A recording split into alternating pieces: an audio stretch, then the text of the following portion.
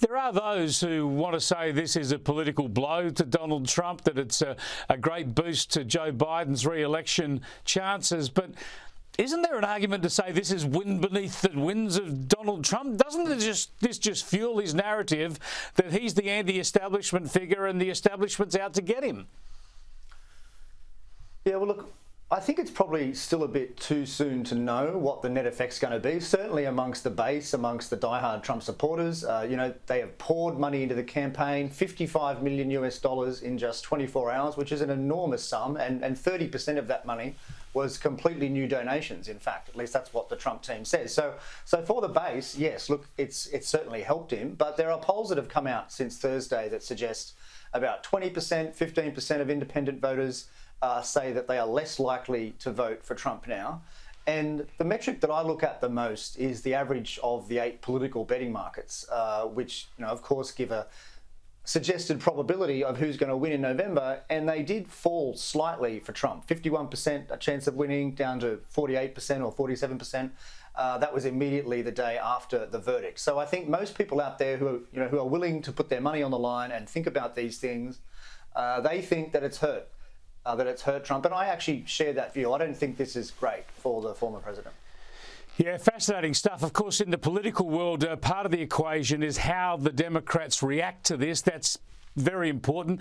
What tone they strike reacting to this as to how it's going to play out politically. And to my mind, it's focused again on the president and whether he's up to the job, because have a look at this as one of his reactions to what's happened to Donald Trump.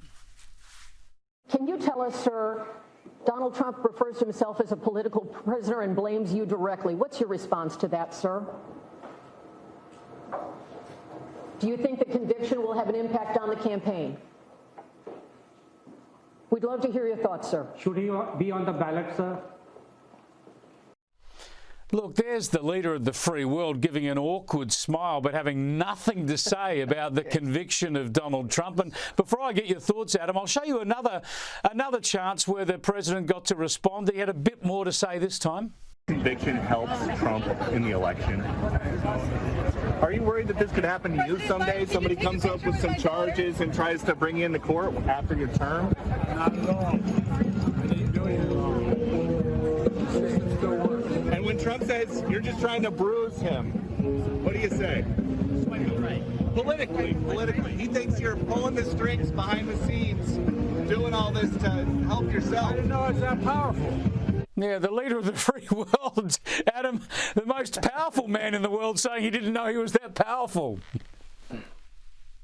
Yeah, look, I mean, it's very embarrassing. I mean, of course, the Democrats want to make the election a referendum now on whether or not you want a felon in the White House. That's going to be their campaign for sure, because their own track record is so poor. You know, whether it's the border or inflation, they don't want Americans thinking back to what life was like in 2018 and 2019, because objectively it was so much better. And so they need to talk about something else. And so for them, this is a gift. And look, it might just work. It's going to be very close. It's extraordinary times, Adam, extraordinary busy and fascinating times for you to be in the US. Thanks so much for sharing your insights with us. Thanks, Chris.